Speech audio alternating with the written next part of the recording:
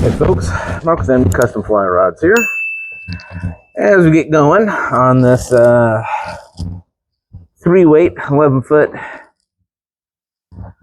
Euro rod, that is mine. Just going ahead and setting on up, and this is a little thing that I usually don't do, so this is kind of on the rare side for me. And it'll also get into some of the glues that are used in making rods. And we'll get into one of the glues that I don't use often, but is a very important part of rod building. For much of the industry, I don't use it all that often. It is Gorilla Glue. It is a very, very important part, and I'll show you why here. And as many of you know, very good glue. Most of you guys, when it kind of busted onto the scene, was it about like 15 years ago? Everybody's like, whoa, that's really good stuff. Or once again, is that really kind of showing my age a little bit? But but it really kind of put out there it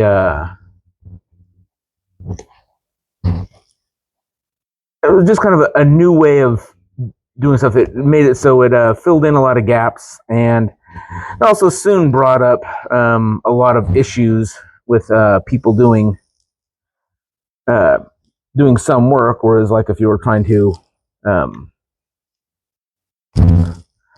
do work with I don't know, maybe a frame or something like that, you'd go and not as much.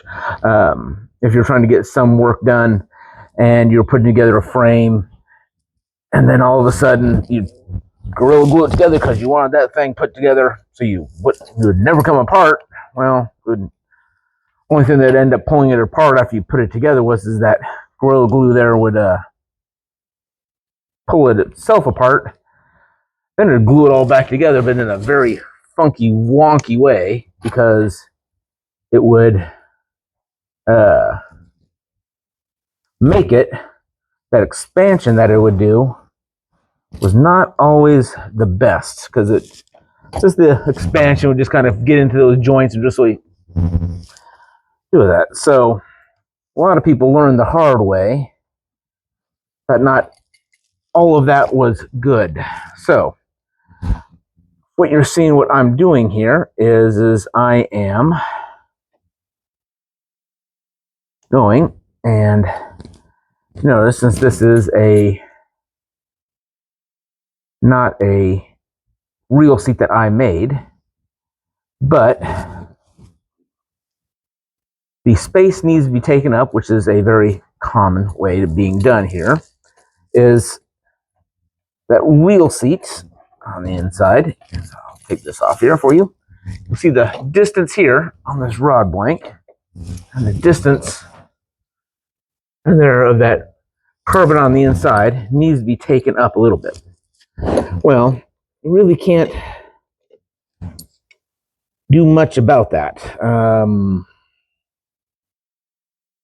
I have found that doing on some in the past, when I was not building my own reel seats and running them through the lathe and not custom making them to the blank, I found that, and this is kind of how I got started making my own reel seats. I would run the pieces through, cut them down off a wood dowel, and I would run them through I would sand them down on my drill press, my little Harbor Freight drill press, and I would sand them down and make them enough, and I'd get them to fit, and then I would get them to set up really well. And then looking at what some of the other rod makers were doing, you would take up some of the spacing that way to get it to fit a little bit better. Some of the guys would just, or many, including like you go do like a mud hole, and they talk about this is their preferred way that they teach is you take up the spacing with tape, and you'd use their, and I've got some of it around here somewhere. It's their two-part paste, which is good. Oh, there it is. It's their two-part paste. Their Pro Paste. It's a two-part. This is the part A resin, part hardener, and I used to use that in years past. This was given to me a while back, and I just have not used it. There was a few projects I was going to use it on. I just haven't used it. What I found was it's just it stinks. There is a high toxic thing to it. I already suffer from some lung issues, and just not quite my thing. A couple of the guys I know that I talk with online do use it. They like it. It does form a really, really, really good bond. So I would suggest using it, trying it, give your thoughts on it. When I started going to building my own reel seats, even though you do some of the tapering here, I am able to go on through and build that taper into my reel seat. So then putting that, needing to take up the gap was never that big of an issue. So I was able to go through and just go with straight gluing. And with that, I will go to the other Gorilla Glue, which I found is really good, has a really good work life, which is the Gorilla Glue Clear. I'm able to put that on there, spread. It doesn't have that expansion where it kind of glows out and goes everywhere. So I'm able to get good connection, good gluing. It comes out clear in case I do get any sort of dripping back. There's no issues. And what you see me here doing with the calipers are measuring and getting the fit in there. So why am I using the tape here on this one? Well, and why do you see the Gorilla Glue in the picture is because in this case, there are times when you want the blah. And that would be in this exact time right now. And that would be, if you notice, I'm going seating right here. And what I brought up precisely was that blah, when that Gorilla Glue expands, what does it do? It will expand, it will harden, and when it expands and hardens, fills all those gaps up with air, and gives a good solid surface that's kind of like a rock. That rock-like surface is exactly what I'm wanting. So in this case, I'm going to go heavy on the glue between all this. So I want a good seating surface on the front of this reel seat and on the rear. Between these, I want a good surface that just goes over just like that. Just like that. And is what I want it to do is in between, I'm going with the heavy surface so that when I make this seat in here, is what's going to happen is that it's going to expand, go in between there, and fill up. What that will do is with going with the carbon fiber grip and nice long rod, nice light rod, it will help reduce some of the weight on here. So going with this, the idea if I'm going with carbon fiber is personally I've never had carbon fiber handset, but going with a carbon fiber handset will grip carbon fiber reel seat, aluminum reel seat, expanding foam, on making my connection, which will make it a nice permanent connection, waterproof, watertight, which will seal into the front, seal into the back, take up all the space in between. It will come up, expand, hold everything tight, permanent. My only thing here is I make sure when my reel comes on my reel seat is dialed on into my spine, so on my natural curve, so reel will come in, set right here on the bottom. I'll take that in, I'll come right through here, go with my natural curve, lay that in. Next section will be, after I get this glued up, I will do with a winding check up at the front, which will match into the winding which I'm doing, which is going to be a metallic black and a metallic off silver, which will carbon fiber color, which will match the black and the carbon fiber colors in here. And going with a metallic, shiny metallic guides. I think it's going to end up looking pretty. It is going to be the first full set, full thought out, from reel to handset to everything, that everything is going to be thought of, including the case that this is going into, of what it's going to look like. And it's going to be my first own personal one that I'm building for myself, because as I said, if you watch some of my older videos and some of the fishing videos that I put on up, I'm fishing that Echo rod, which I am not down putting. I really enjoy that Echo rod. If you're looking for an economy-based, best bottom dollar rod you can get, fish the Echo rods. Yeah, I'm sorry. You may have heard or you may not have heard, and I don't know why more places do not carry Echo rods. They should. It's not a shout out or a promotion from them. Dollar for dollar, they are the best production rods out there. Their blanks are made in Korea. I can't say anything bad about their production rods. A lot of rods and their blanks are made in Korea. Scott's, Moonshine, although they're being done as the home rod made from everybody else out there. They're everybody from boys from Tennessee making their own rods. We can do it better at half the price. Yeah, because their rods and blanks are being made in Korea. So is Echo, but they're a Pacific Northwest company. And if I had to go dollar for dollar, I would put an Echo rod way above anybody talking about a Moonshine rod. I'm sorry, guys. You're buying a name. You're buying an image. Buy an Echo rod if you're looking for a rod, dollar for dollar.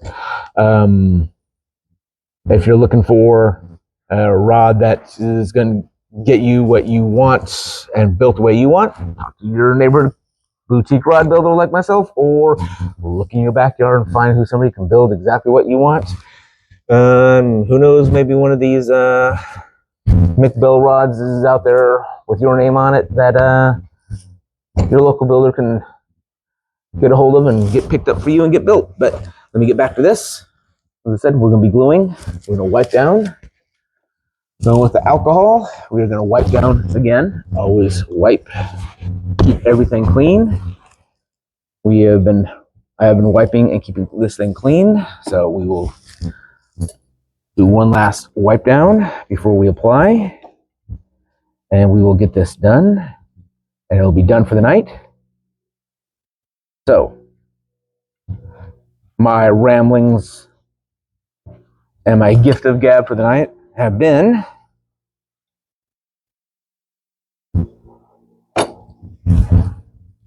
all glues are different. They each have their place. 2, just because somebody said something is American made, doesn't mean it is. And it doesn't mean that it's bad because it isn't. However, if you're being told the story that it's American made, it doesn't mean it is. And it doesn't mean it's bad, but I'm sorry if I'm being told that it's a Moonshine rod I'm expecting, honestly. Because years ago, I was looking at them, and I had one of my fly fishing buddies kind of look at me going, check yourself. And then I looked at him, and it's like, oh. Actually, is what I was kind of told is it American-made rod being sold on Amazon, they're usually your best bet. That's kind of like, that should have been a, he was right, that was kind of a big red flag. So, but I'm not, now, also that to be said, I have not fished one. If a moonshine rod is your thing and you love it, go for it. I'm not gonna tell you what you're doing is wrong, because I do not know. I'm just saying, if my thought was I was going to buy an American rod, and from an American company, thinking I was buying everything for an American production. There's American-made companies out there that do everything in-house, that are American-made, American wound, American built, all American-made, that are around that same price. Yeah, let's just drop it there. Other than, yeah, but yeah, let's just, yeah, but okay. Also, on doing Gorilla Glue, because it does need air still, I am going to be very generous with this. It is going to take some time for this to dry, more than the standard, because I am seating it. But there we go. I'm going to seat this on up. This will come on in. Give a nice twist as we get going. All this nastiness off, because it is nasty. As I said, make sure we get everything lined up. Once I get this set up, I'm going to do a final tape off, because we do not like nastiness going where it doesn't go, or it's supposed to go. And get our alignment set, and we will be done for the evening. And that being said, about buying American, I will say, let's do something also more American, which is one of my favorite things to do, which is all American. Is I have a nice bottle of 291 whiskey my son gave me. It is their bottle of rye whiskey, and I was never big on rye whiskeys, because I was kind of grew up thinking, kind of told that rye whiskeys are kind of what them Alkies drank. That was nasty stuff. Went and did a tour last year of the 291 distillery up in Colorado Springs that my son took me to. And let me say, nowadays, I am a true believer. But I'm going to throw a little bit of tape on this. This is set. This is ready to go. I will let this dry overnight. I'll set this in the rack here. And I will see you in the morning. Like, subscribe, hit that bell. And there'll probably be a few more of these coming on up. Sorry this is too long. I have the gift of gab from those of you who've been knowing me, probably been watching me a little bit too long. If you've been watching me too long, you know I have the gift of gab. Like, subscribe, turn your notifications on, otherwise my daughter will kill me. Have a nice week, and I will see you next time. Hopefully the next one will be from On the Water. Have a great day.